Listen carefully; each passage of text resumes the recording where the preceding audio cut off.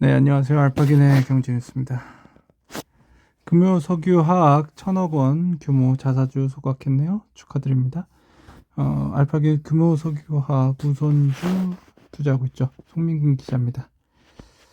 금요 석유화학은 올 3월 이사회를 열고 1,000억 원 규모 자사주 매입 소각 외에 보통주 주당 5,400원, 우선주 주당 5,450원씩 총 1,464억 원을 배당한다고 밝히기도 했다.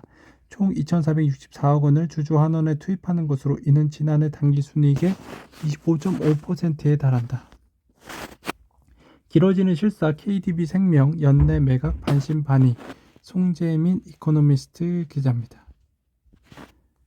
현재 시장에 나온 보험사 매물 중 ALB생명과 동양생명이 후보군으로 언급된다.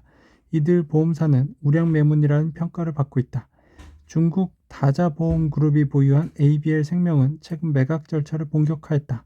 ABL생명의 매각 예상가는 최대 4천억 원으로 추산된다. 지난해 기준 자산은 17조 원을 보유하고 있고 KICS 비율도 163%에 이른다.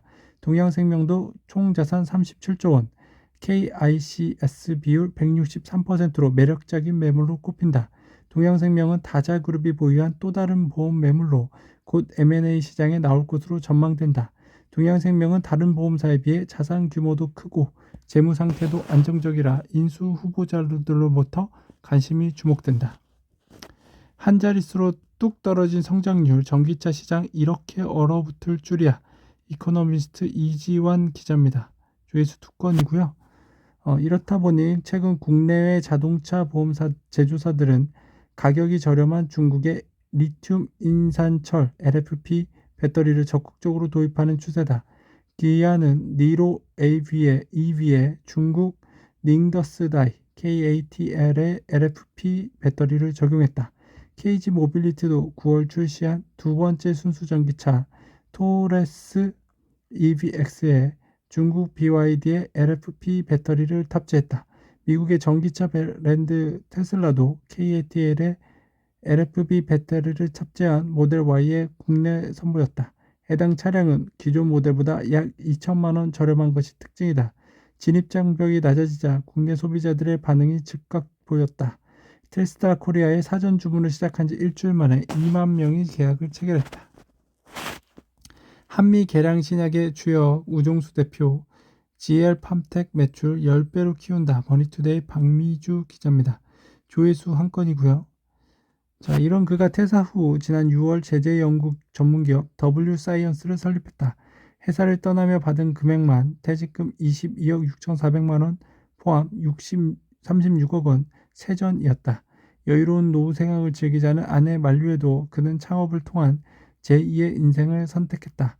우 대표는 일하는 게 재미있고 직원이 오고 싶은 좋은 제약산업의 모델 회사를 만들어 보여주는 꿈을 실현하고 싶었다고 했다.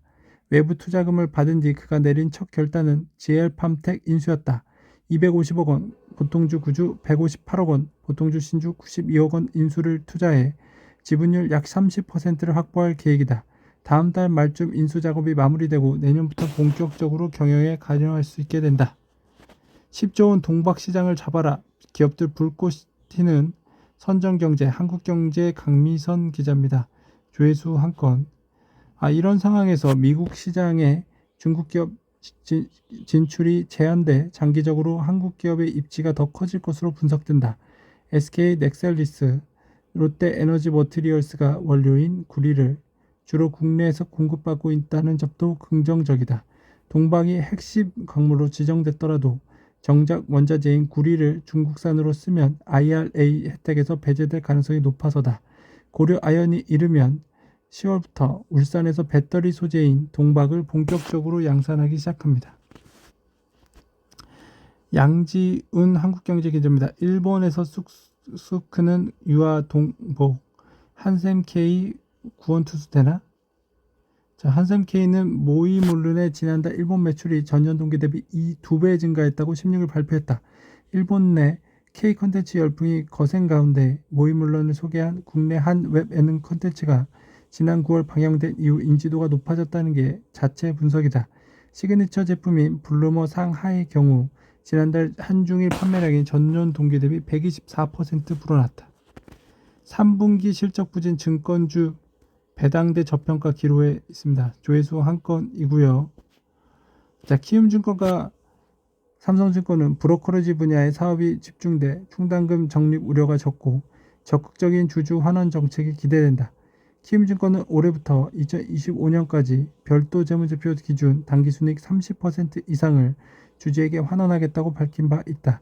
삼성증권은 올해 배당 수익률이 7%대 중반으로 추정됩니다. 카카오톡 오픈 채팅방에서 알파균 검색해주세요.